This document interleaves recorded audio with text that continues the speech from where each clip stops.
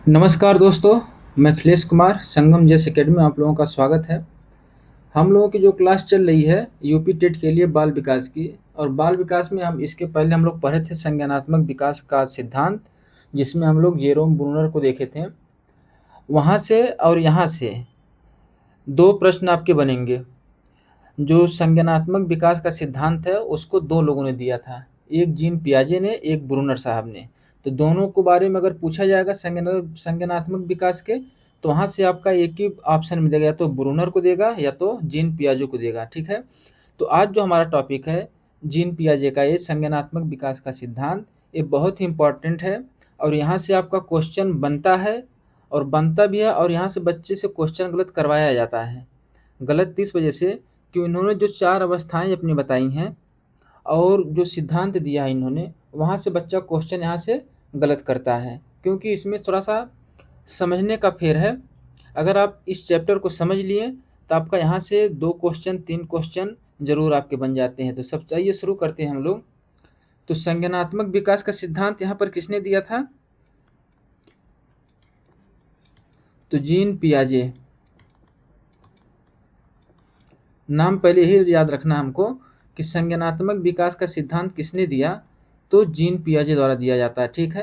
और इनका जन्म पूछ लेता है, जीन पियाजे का जन्म कहाँ पर हुआ था? तो ये स्विट्जरलैंड के में थे और इनका जन्म हुआ था 9 अगस्त 1896। कहाँ पर? स्विट्जरलैंड में।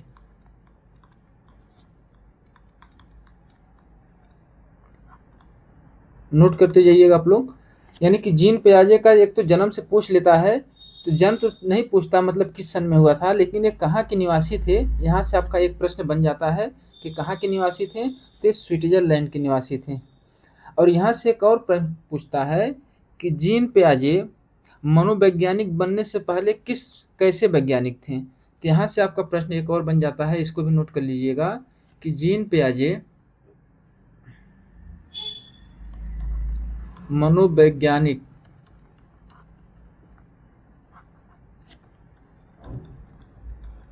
बनने से पहले जंतु वैज्ञानिक थे।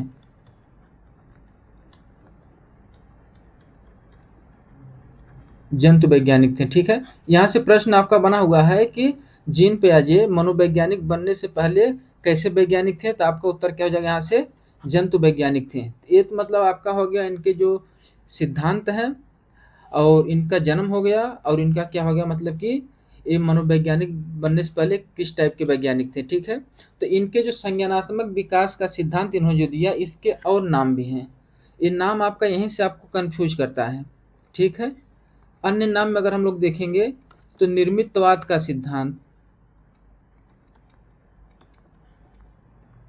निर्मितवाद का सिद्धांत, यहाँ से आपको पूछ लेगा कि निर्मितवाद का सिद्धांत किसने दिया है, तो आपके कौन से हो जाएंगे? जीन पियाजे। दूसरा आपका क्या इसमें हो जाता है? रचनावाद का सिद्धांत। रचनावाद का सिद्धांत।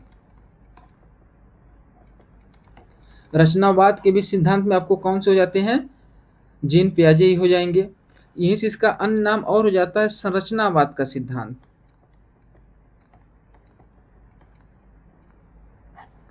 संरचनावाद का सिद्धांत। तो कौन कौन से आपके हो गए? निर्मितवाद का सिद्धांत, रचनावाद का सिद्धांत और संरचनावाद का सिद्धांत।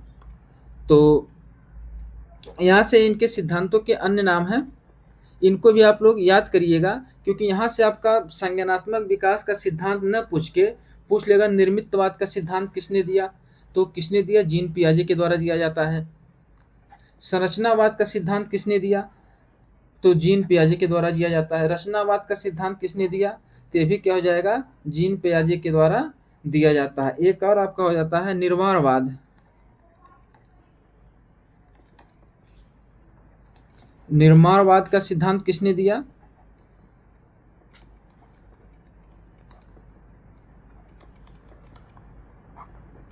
तो ये भी कौन से हो जाते हैं? जीन पियाजे।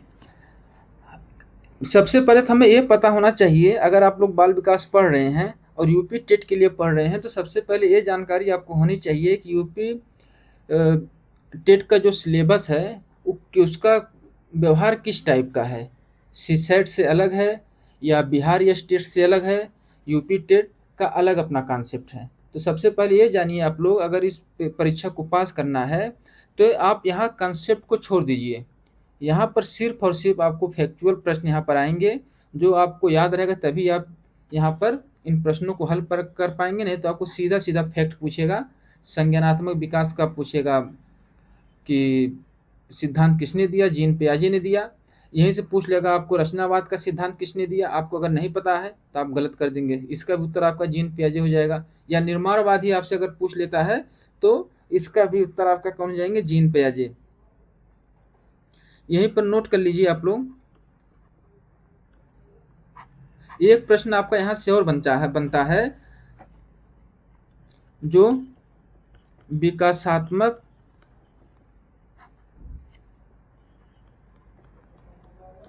मनोविज्ञान का जनक किसे कहा जाता है। मोस्ट इंपॉर्टेंट है, इसको नोट कर लीजिएगा। एक क्या मोस्ट इंपॉर्टेंट है, तो विकासात्मक मनोविज्ञान का जनक कौन है, ते भी आपके कौन हो जाते हैं, जीन पियाजे। यहाँ से आपके कई प्रकार के क्वेश्चन बनेंगे, ठीक है। तो आप लोग अगर नोट्स इसका तैयार करते हुए चलेंगे तो आपको इसको रिवीजन करने में 5 से 10 मिनट लगेंगे। 5 से 10 मिनट में आप लोग चैप्टर को रिवीजन कर लेंगे। अगर आपके पास नोट्स नहीं है, अगर आप सब बुक से पढ़ेंगे तो बुक्स के पढ़ने में फिर आपको बुक्स में चिन्हित करना पड़ेगा कहाँ कहाँ से कितना पढ़ना कितना छोड़ना है।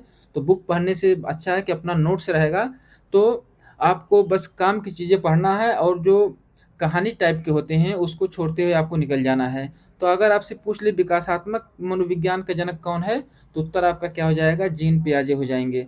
आइए इनके कुछ बुक हैं, बुक से भी प्रश्न आपका यहाँ से बनता है। तो बुक को हम लोग देख लेते हैं। इनके बुक का नाम है the psychology of the child, ठीक है। पहली बुक का इनके क्या नाम है, the psychology of the child. दूसरा देखेंगे the psychology of the intelligence. तीसरा हम लोग देखते हैं the language and thought of the child. और चौथा हम लोग देखें इनके बुक का नाम the child conception of the world. तो ये 4 बुक का नाम है। इन बुक का नाम आपको जरूर याद रखना होगा, यहाँ से प्रश्न आपका बनेगा। इस चैप्टर से आपको 2 से 3 प्रश्न एग्जामिनर बनाता है, कभी कभी यहाँ से 4 प्रश्न भी बन जाते हैं, क्योंकि ये ऐसा टॉपिक है यहाँ से बच्चों को बहुत फंसाया जाता है, यानी कि बच्चों को यहाँ पर परेशान करेगा ये टॉपिक। तो इसमें हर एक पॉइंट को देखते हुए चलना है। तो बुक का नाम देखेंगे the psychology of the child, किनकी है, जीन पियाजे की है। The psychology of the intelligence किसकी है, जीन पियाजे की है। The language and thought of the child किसकी है, जीन पियाजे की है। The child conception of the world किसकी है,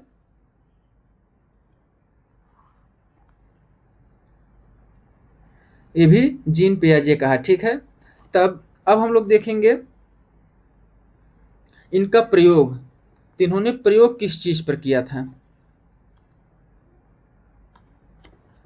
तो क्या क्या हमारा आता है इनका प्रयोग।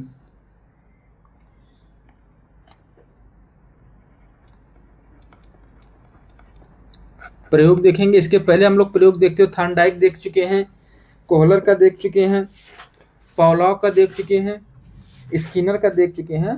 तो यहाँ से प्रयोग से भी यहाँ से क्या पूछता है, प्रश्न आपका एक यहाँ से बन जाता है।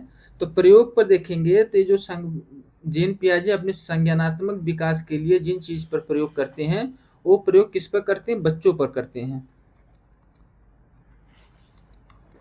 बच्चों पर। और ये बच्चे इनके स्वयं के बच्चे थे, किनके बच्चे थे, इनके स्वयं के बच्चे थे। तो इन्होंने किस पर प्रयोग किया, सबसे पहले बच्चों पर प्रयोग करते हैं और इन खुद के बच्चे पर इनका प्रयोग चलता है। तो इन एक पुत्र इनका था और 2 क्या थी, पुत्रियां।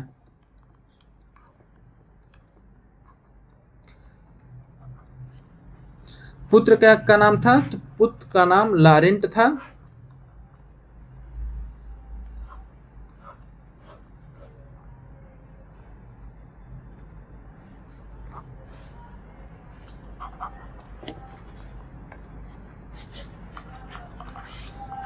स्वयं के बच्चों पर करते हैं। पुत्र का नाम देखेंगे तो लारेंट था, ठीक है। तो पूछ लेता है, एक प्रश्न बन चुका है, यहाँ से प्रश्न आपका पूछा जा चुका है कि इन्होंने जो बच्चों पर प्रयोग किए थे उनके पुत्र का क्या नाम था। तो पुत्र का नाम आपका क्या हो जाएगा, लारेंट हो जाएगा। और पुत्री का देखेंगे तो पुत्री का नाम, इनके एक पुत्री का नाम क्या हो जाता है, ल्यूसीन हो जाता है। एक पुत्री का नाम ल्यूसीन हो जाता है, दूसरी पुत्री का नाम क्या था, जैकलीन।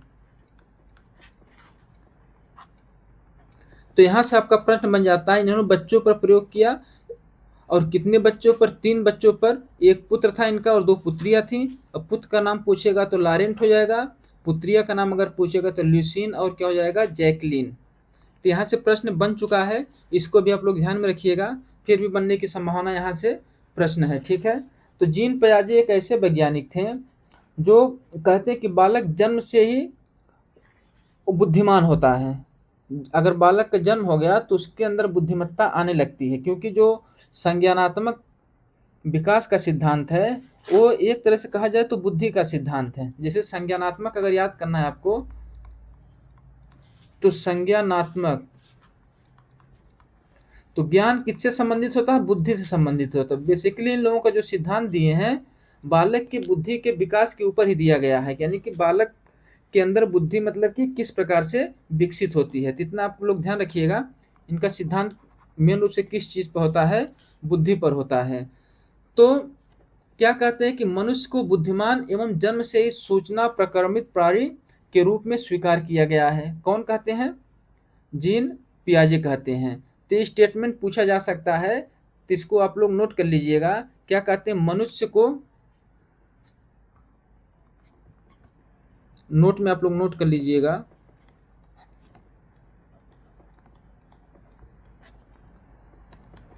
मनुष्य को बुद्धिमान एवं जन्म से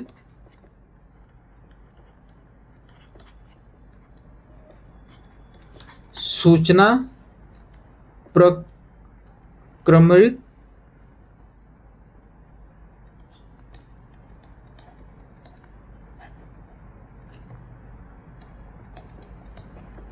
प्राणी के रूप में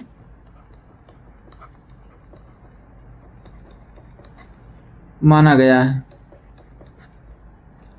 तो किनका स्टेटमेंट है, तो जीन पियाजे। ध्यान रखिएगा इसको, ऐसे ऐसे प्रश्न आपको यहां से बनेंगे। अगर आप इस चैप्टर को बढ़िया से तैयार कर लेते हैं तो आपका ब्रूनर भी तैयार हो जाता है।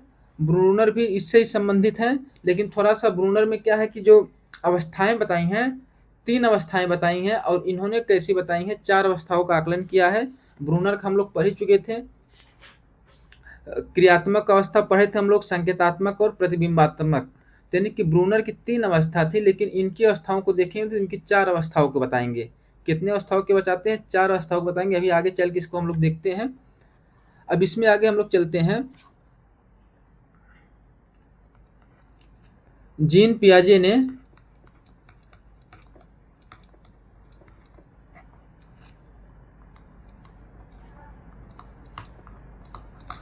संज्ञानात्मक विकास की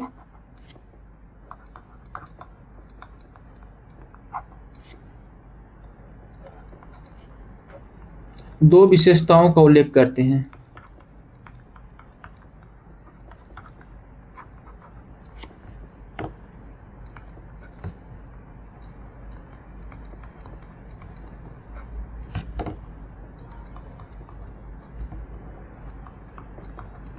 ये 2 विशेषताएं कौन कौन सी हो जाती हैं, पहला आपका क्या हो जाता है, संगठन।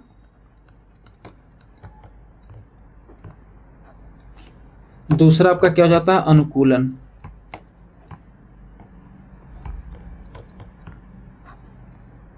इस संगठन में क्या कहते हैं, संगठन में कहते हैं कि जो भी बालक है उसका जो पूर्व ज्ञान है, जो पूर्व की बौद्धिक संरचना उसकी है, और नवीन ज्ञान को अपने उस बुद्धि से जोड़ता है। यानी कि बालक क्या है कि उसके बालक के अंदर थोड़ा बहुत जो पहले का ज्ञान है और जो नए ज्ञान उसको मिलता है, तो पहले ज्ञान को नए ज्ञान से क्या है जोड़ने का प्रयास करता है, ताकि तो फिर उसमें अंदर क्या आ जाएगी, तो ज्ञान की क्रियाशीलता बढ़ेगी, ज्ञान का संगठन होगा और उसका क्या होता, मतलब कि संज्ञानात्मक विकास में उसकी वृद्धि होती है। और अनुकूलन में अगर देखा जाए तो अनुकूलन की भी इन्होंने 2 अवस्थाओं का वर्णन किया है। अनुकूलन की कितनी अवस्थाओं का वर्णन करते हैं? 2। तो पहली इसमें हो जाती है आत्मसात्करण,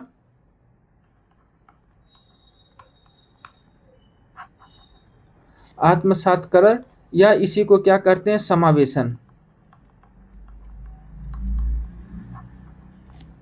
और दूसरा ये क्या बताते हैं, समाविष्टीकरण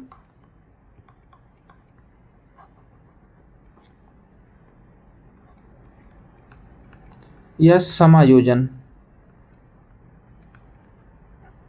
अनुकूलन की 2 अवस्थाओं का वर्णन करते हैं। आत्मसात्करण में क्या कहते हैं कि जो बच्चे का पूर्व ज्ञान है, क्या कहते हैं, बच्चे का जो पूर्व ज्ञान है, पूर्व ज्ञान या इसी को क्या कहते हैं, स्कीमा। ये पूछा गया है बच्चे का पूर्व ज्ञान किससे संबंधित है, स्कीमा से संबंधित है, ठीक है। और प्लस नया ज्ञान जो बच्चे का है, प्लस नए ज्ञान। नए ज्ञान के क्या करता है, समावेशन या आत्मसात्करण करता है। लेकिन इस अवस्था में, इस क्रिया में बच्चा क्या करेगा कि वस्तुओं में या चीज़ों में फर्क नहीं कर पाता है। जैसे अगर बालक को कह दिया जाए कि काला कुत्ता, क्या कहा जाए, काला कुत्ता। अगर काला कुत्ते के बारे में आप इसको समझा रहे हैं तो कहे क्या बताएंगे, काला कुत्ता है तो उसके क्या होते हैं, 4 पैर होंगे, एक पूंछ होगी, 2 कान होंगे, 2 आंखें होंगी, एक मुंह होगा। तो बच्चा क्या है, तो जो काली वस्तु है जिसके 4 पैर हैं, एक पूंछ है, 2 कान है, 2 आंखें, तो क्या हो जाता है, कुत्ता हो जाता है। लेकिन अगर बच्चे के सामने एक काली बकरी खरीद कर दी जाए, क्या करेंगे, काली बकरी अगर हम खरीद कर दे तो बच्चा कहेगा कि ये बकरी को भी क्या कहेगा, कुत्ता ही समझ बैठेगा। क्यों? क्योंकि उसका जो पूर्व ज्ञान है और जो नया ज्ञान उसको है, और दोनों में क्या समावेशन अभी नहीं हो पा रहा है। वो काली चीज को, जिसके पास 4 पैर है, पूंछ है, 2 कान है, 2 आंख, उसको हमेशा वो कुत्ता ही समझ रहा है। और काली बकरी भी खरीद कर जाए तो उसको काला कुत्ता ही समझ के वो ऐसा ही व्यवहार करता है। तो यहाँ तक समझ में आया। और अगर वही समाविष्टीकरण समायोजन कहा जाएगा तो जो नवीन सूचना है और पुरानी सूचना में उसका समायोजन करेगा, उसको समझाया जाएगा कि बालक उसका जो कुत्ता है, और हर काली चीज कुत्ता नहीं होता है, ठीक है। तो उसको समझाया कि अगर हर काली चीज है तो कुत्ता नहीं है। क्यों? कुत्ते की भौंकने की आवाज अलग होती है, वो भौं भौं करता है, और बकरी में बोलती है। तो दोनों को फिर मतलब कि उस चीज का ज्ञान करवाया जाता है। तो क्या करेगा, तो कुत्ते और बकरी में संयोजन बैठा लेगा और उसको फर्क पहचानना शुरू हो जाता है कि बकरी काली है, कुत्ता भी काला है, लेकिन दोनों के गुण अलग अलग होते हैं। यानी कि गुणों की पहचान उसमें कराई जाती है, जिसको क्या कहते हैं, समाविष्टीकरण। कैसे करेंगे समाविष्टीकरण? पहले का जो ज्ञान था उसमें सुधार करके, संशोधन करके, इस तरह से उसका समायोजन किया जाता है। यहाँ तक समझ में आया? चलिए नेक्स्ट आगे चलते हैं। अब यहाँ से आपका शुरू होता है कि संज्ञानात्मक विकास की 4 अवस्थाओं का वर्णन करते हैं। कौन करता है? जीन पियाजे। जीन पियाजे के अनुसार, जीन पियाजे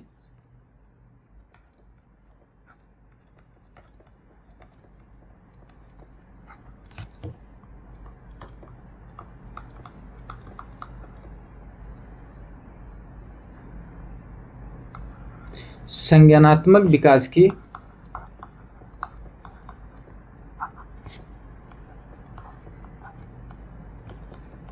4 अवस्थाओं का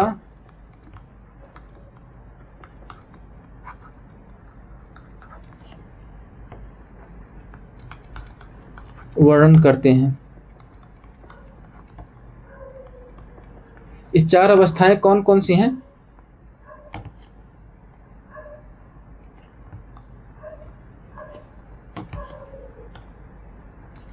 तो पहली क्या हो जाती है, संवेदी गामक, संवेदी गामक, इसका टाइम पीरियड भी देखते चलेंगे। तो ये जन्म से कब तक होती है? 2 वर्ष।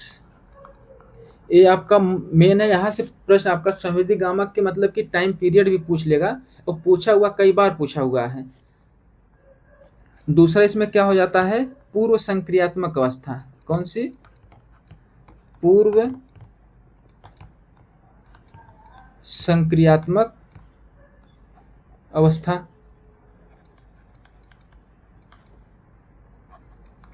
एक क्या होती है? 2 से 7 वर्ष। कब तक होती है? 2 से 7 वर्ष होती है। तीसरा हम लोग देखते हैं मूर्त संक्रियात्मक अवस्था।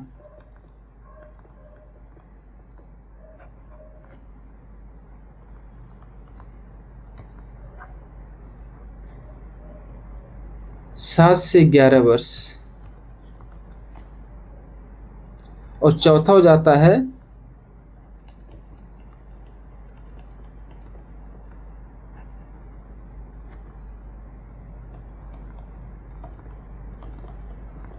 औपचारिक संक्रियात्मक अवस्था, 11 से 15 वर्ष। अब इसको याद कैसे करेंगे? तो इसके लिए एक ट्रिक है। याद करने वाली सबसे मेन प्रॉब्लम होती है कि इन अवस्थाओं को कैसे याद रखा जाए, क्योंकि ये इसमें पूर्व आएगा, पहले पूर्व संक्रियात्मक आएगा कि मूर्त संक्रियात्मक, बच्चा इसी में कंफ्यूज हो जाता है। तो जो दोस्त हैं आपस में बातें करते हैं, क्या दो दोस्त हैं आपस में बातें करते हैं, तो एक दोस्त कहता है दूसरे दोस्त से कि आज रात को मेरे सपने में मेरी गर्लफ्रेंड आई थी। ठीक है, क्या कह रहा है? मेरे सपने में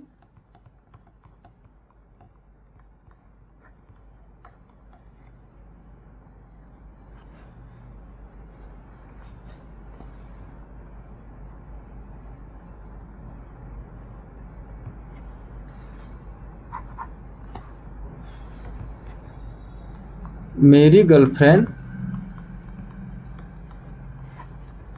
सपने में आई थी। ये क्या है? ट्रिक है। ठीक है, तो स से क्या हो जाएगा? संवेदी गामक। प से क्या हो जाएगा? पूर्व संक्रियात्मक। आप लोग ऐसे याद करिएगा। स से क्या हो जाएगा? संवेदी गामक, जो टाइम पीरियड कितना है? जन्म से 2 वर्ष। प से क्या आपका हो जाएगा? पूर्व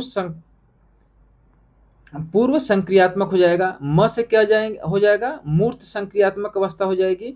और अ से क्या हो जाएगा? औपचारिक संक्रियात्मक अवस्था। इस तरह से आप लोग ट्रिक के माध्यम से इसको याद करेंगे तो भूलेगा नहीं।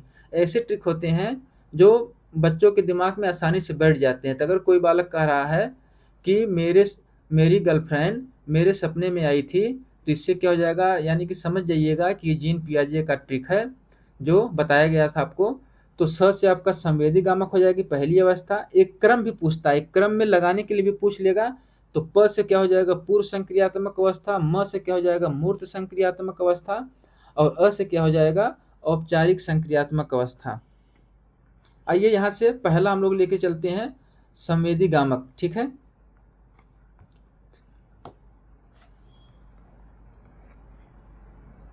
तो पहला क्या हो जाएगा? संवेदी गामक अवस्था। ये आपकी कहाँ से हो जाती है? जन्म से 2 वर्ष के बीच में होती है। यानी कि संवेदी गामक अगर आपसे पूछा जाए तो आपको क्या याद रखना है कि बालक का जब जन्म हो जाएगा तो जन्म से 2 वर्ष की जो अवस्था होती है वो क्या होती है? संवेदी गामक अवस्था होती है, जिसमें बालक क्या करता है? तो वातावरण को समझने के लिए अपने ज्ञानेंद्रियों का प्रयोग करता है। इस जिस वातावरण में वो आता है, गर्भ से जब बाहर आता है, तो उस वातावरण में एडजस्ट करने के लिए अपने ज्ञानेंद्रियों का वो क्या करता है? प्रयोग करता है, और लक्ष्य निर्देशित व्यवहार करने का प्रयास करता है। ठीक है, अब जैसे क्या हो जाएगा इसमें? 2 वर्ष तक के लिए क्या करेगा वो, जैसे आप उसको एक कमरे में रखे हुए हैं, तो अगर आप उसको मतलब कि लाइट बल्ब जल रहा है, तो अगर उसको बिजली का स्विच वो देख रहा है आपको चालू और बंद करते हुए, तो उसको करने का प्रयास करेगा। क्या करेगा, उस स्विच को क्या करेगा, छूने का प्रयास करेगा, उसको बंद और चालू करने का प्रयास करेगा। तो इसमें क्या हो जाता है कि लक्ष्य निर्देशित क्या करता है, वो व्यवहार करता है। एक पॉइंट इसमें लिख लीजिएगा, क्या हो जाता है, लक्ष्य निर्देशित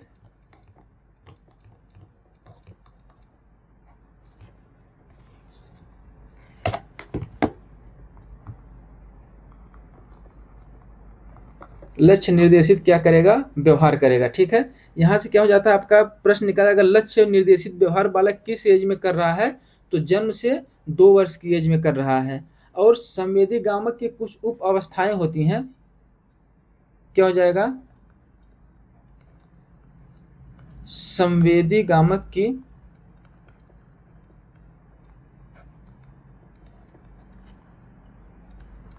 उप अवस्थाएं महत्वपूर्ण है। तो इसमें अगर हम लोग देखेंगे तो पहली उप अवस्था इसमें हम लोग देखेंगे। ठीक है, तो पहली क्या हो जाती है, प्रतिवर्त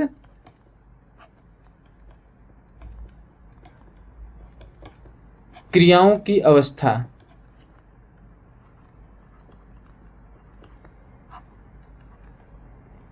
इसका भी आपका वो पूछ लेता है कि प्रतिवर्त क्रियाओं की अवस्था कितने दिन तक होती है, तो ये जन्म से 30 दिन के लिए होती है। क्या होती है, जन्म से 30 दिन, यानी कि जब बच्चा जन्म ले लेता है उससे 30 दिन की जो अवस्था इसमें पियाजे साहब ने बताया है, उसको उन्होंने क्या कहा है, प्रतिवर्त क्रियाओं की अवस्था कहा है। ठीक है, प्रतिवर्त क्रियाओं की अवस्था में इसमें बालक क्या करेगा, जब जन्म लेता है तो मुंह को क्या करता है, अपना चुगलाना शुरू कर देता है। कि जन्म से 30 दिन तक पहले बालक क्या करेगा, कौन सी क्रिया करेगा, अपने मुंह को क्या है, चुगलाना शुरू करेगा। ठीक है, क्यों, कि जन्म से वो दूध पीने के लिए, उसको भोजन के लिए सबसे पहले क्रिया वो क्या करता है, अपने शरीर की मुंह को अपने चुगलाना प्रारंभ कर देता है। तो ये इसी में आता है, किसमें आता है, बच्चे का मुंह चुगलाना किसमें आ जाएगा, प्रतिवर्त क्रियाओं की अवस्था में क्या हो जाएगा, बच्चे का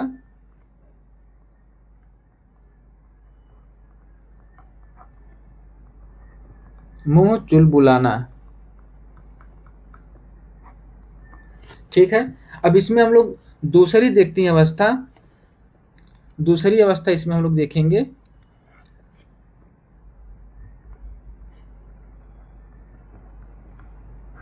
प्रमुख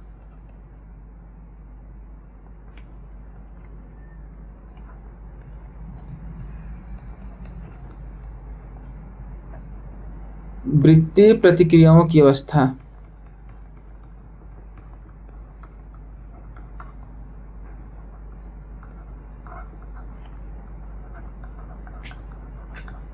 दूसरी अवस्था क्या हो जाती है, प्रमुख वित्तीय प्रतिक्रियाओं की अवस्था होती है, जो क्या कहाँ से चलती है, 1 माह से प्रारंभ होगी, 1 माह से 4 माह तक। इसका टाइम क्या हो जाता है, 1 माह से 4 माह तक हो जाता है। अगर आपसे पूछ ले एग्जाम में कि प्रमुख वृत्तीय प्रतिक्रियाओं की अवस्था कितने दिन के लिए होती है, तो 1 से 4 माह के बीच में होती है। इसमें क्या करता है, जो प्रतिवर्त क्रियाएं हैं, जो प्रतिवर्त क्रियाएं उसको दोहराता है, यानी कि मुंह को चुलबुलाना जो अपना प्रारंभ करता है जन्म से, उसको बार बार करने का प्रयास करता है। और इसमें एक चीज और आपको देखेंगे कि जब शिशु बच्चे के पास जब 1 से 4 माह को आप गार्जियन जो होते हैं या उसके चाचा होते हैं, पापा उस बच्चे के लिए क्या झुंझुना टाइप लाते हैं, गुड्डा टाइप का लाते हैं। जब झुंझुना बच्चों के सामने लाकर उसको झुंझुनाया जाता है, तो बच्चे उसमें से जो आवाज़ निकलती है, तो बच्चे उस आवाज़ को सुनकर प्रसन्न होता है। ठीक है, उस आवाज़ झुंझुने की आवाज़ को सुनकर वो क्या होता है, प्रसन्न होता है। इस तरह से वो क्या करता है कि वृत्ति प्रतिक्रिया करना प्रारंभ कर देता है और उस झुंझुने को सोने का प्रयास करता है। क्या करता है, उस झुंझुने को सोने का प्रयास करेगा। तो ये कौन सी अवस्था हो जाती है, प्रमुख वृत्ति प्रतिक्रिया की अवस्था होती है। कब से होती है, 1 से 4 माह। अगर बच्चे के सामने झुंझुना बजाया जाता है तो बच्चे उस झुंझुने की आवाज़ को सुनकर क्या करता है, प्रसन्नित होता है और फिर उस झुंझुने को छूने का प्रयास करता है और उस झुंझुने को छूकर अपनी प्रतिक्रिया, वो आनंदित होने की प्रतिक्रिया क्या है, प्रदान करता है। तीसरा इसमें हम लोग देखते हैं गौर वृत्ति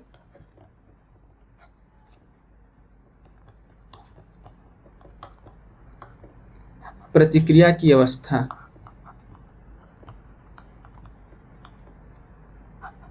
ये अवस्था कब तक हो जाती है, ये 4 माह से 8 माह के बीच। कब तक होती है, 4 माह से 8 माह के बीच होती है। इसमें अगर देखेंगे कि बच्चा जिस क्रिया के करने से आनंदित होता वह उस क्रिया को बार बार दोहराएगा। क्या करेगा, जिस क्रिया को करने से बच्चा को आनंद मिलेगा वह क्रिया को बार बार क्या हो, दोहराने का प्रयास करता है। जैसे अगर कोई आप उसको गुड्डा दिए हैं तो गुड्डा को क्या करेगा, जमीन पर पटक देगा और उसको पटकने के बाद वो क्या आनंदित होता है और वह क्रिया को क्या करता है, बार बार दोहराता रहता है जिससे उसको आनंद की अनुभूति हो। ठीक है, तो गौर वृत्तीय क्रिया में बालक क्या करेगा, अगर उसको आप गुड्डा ला के दे रहे हैं तो उस गुड्डे को क्या क्या है, जोर से पटकता है, उलटता पलटता फेंकता है। देखते नहीं है, बिस्तर पर है तो उसको नीचे फेंक देगा, फिर आनंदित होगा, फिर उसकी माँ उठा के उसको देगी, फिर वो नीचे फेंक के फिर आनंदित होता है। तो ये सब वो व्यवहार या प्रतिक्रिया कितने माह तक उसके बच्चे के अंदर शुरू हो जाती है, 4 से 8 माह के बीच शुरू हो जाती है। इसमें हम लोग चौथा देखते हैं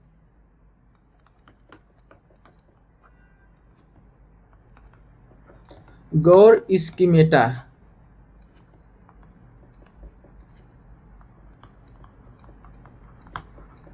समन्वय की अवस्था। ये अवस्था कब तक होती है, 8 से 12 माह के बीच। कौन सी, गौर स्कीमेटा के समन्वय की अवस्था कब से हो जाती है, 8 से 12 माह के बीच होती है। ठीक है, इसमें क्या करेगा बालक, अगर कोई लक्ष्य है तो उस तक पहुंचने का क्या करता है, वो प्रयास करता है, उस तक पहुंचने का साधन ढूंढता है। जैसे अगर माँ बाहर मतलब कि कमरे के बाहर अगर बालक को छोड़ देती है, बच्चे को छोड़ देती है, तो बच्चा उसमें तो चल नहीं पाता है, क्यों, जमीन के बल चलता है या पेट के बल चलता है। तो बच्चा उसको करके जाएगी, कमरे में छुप जाएगी, तो बच्चा क्या करेगा, वो अपनी माँ को ढूंढने का प्रयास करता है और इधर उधर उसको खोजने लगता है। जिससे क्या होता है कि बच्चे में क्या होता है, गौर स्कीमेटा की क्या है अवस्था, इसी को कहते हैं। यानी कि माँ को ढूंढने का वो प्रयास करता है कि अगर उसको बाहर छोड़ दिया जाता है। और दूसरा इसमें क्या होता है, इस अवस्था में देखा जाए, इस 4 से 12 माह की अवस्था में अगर कोई वयस्क आपके घर में है, वह जिस प्रकार की क्रिया करेगा बच्चा उसको दोहराने का प्रयास करता है। यानी कि अगर वो हंसेगा तो बच्चा भी हंसने का प्रयास करेगा, अगर वो ताली बजाता है तो बच्चा भी ताली बजाने का क्या करता है कि प्रयास करता है, या ताली बजाने का वो एक्टिंग, उस वह क्रिया दोहराता है उसी टाइप से। तो ये कौन सी अवस्था हो जाती है, चौथी अवस्था उनकी हो जाती है गौर स्कीमेटा के समन्वय की अवस्था। ये सब अवस्थाएं आपको देखेंगे कि संवेदी गामक में ही चल रही, ये चलेगी जन्म से 2 वर्ष तक चलेगी। तो इसमें बालक क्या क्या सीखता, कैसी कैसी प्रतिक्रिया देता है, ये सब हम लोग जानने का प्रयास कर रहे हैं। बशर्ते आप इसमें पूछता नहीं है, लगे अगर पूछ लिया जाए, इसका टाइम पीरियड पूछ लिया जाए, अगर आपके पास याद रहेगा, नोट्स रहेगा, तो आप इसको क्या कर जाएंगे, आसानी से इसको कर जाएंगे। पांचवा क्या है, तृतीय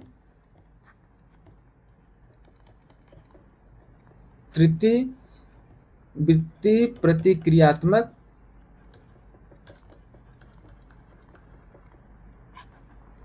अवस्था।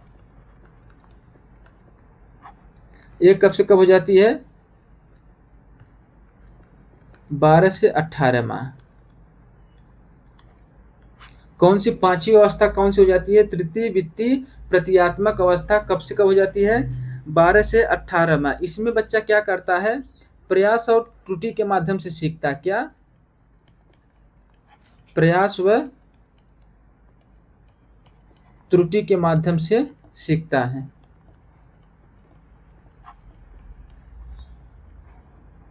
और इसी में बालक क्या करता है, इसी में बालक वस्तुओं का जो गुण होता है उसको परखने का प्रयास करता है कि कौन सी वस्तु में कैसा गुण है, और कोई वस्तु को अगर जो कांच की वस्तु उसको फेंकने से वो टूटती है कि नहीं टूटती है। जो गिलास है, दो गिलास में वो अंतर करता है, एक कांच के गिलास में, एक स्टील के गिलास में। अगर वो कांच के गिलास को फेंकता है तो क्या हो जाता है, टूट जाती है। तो उसके समझ में आता है अगर इस गिलास को जमीन पर फेंकेंगे तो क्या ये टूट जाएगी, और स्टील के गिलास को फेंकने से स्टील की गिलास नहीं टूटती है। तो दोनों उसको फर्क आ जाता है कि कांच और स्टील में वो फर्क जानना पहचान जाता है। अगर एक एग्जाम्पल और लेते हैं, अगर बच्चे के सामने एक कप चाय लाई जाती है, तो अगर बच्चा क्या करेगा, चाय चाय में उंगली डाल देगा तो उसको क्या होगा, जल जाएगा। तो उसको क्या फिर एहसास हो जाता है कि अगर चाय आ रही है तो चाय गर्म, उसके उस चाय का नेचर कैसा है, गर्म है। अगर उसमें अंगुली हम लगाते हैं तो हमें अंगुली हमारी जल जाएगी। तो बच्चा क्या होता है, इस चाय को देख के समझ जाता है कि चाय गर्म होती है। चाय चाय को तुरंत मतलब उसमें अंगुली डालने से या मुंह से पीने से हम जल सकते हैं। तो इस प्रकार की भावना उसके अंदर कहाँ पर पैदा हो जाती है, 12 से 18 माह के बीच ऐसी भावनाओं उसके अंदर आ जाती हैं। ठीक है। छठवां इसमें देख लेते हैं, मानसिक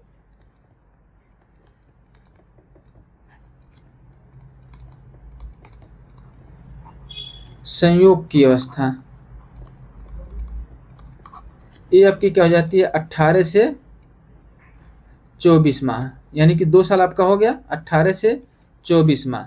इसमें क्या करेगा कि मानसिक संयोग के माध्यम से क्या बच्चा नए नए साधनों की खोज करता है। इसमें क्या करेगा, बच्चा नए नए साधनों की खोज करता है। और यह एज आप उसकी कितनी हो जाती है, 18 से 24 माह के बीच में हो जाती है। ठीक है। तो अगर कोई वस्तु को देखता है उसके प्रति चिंतन करता है।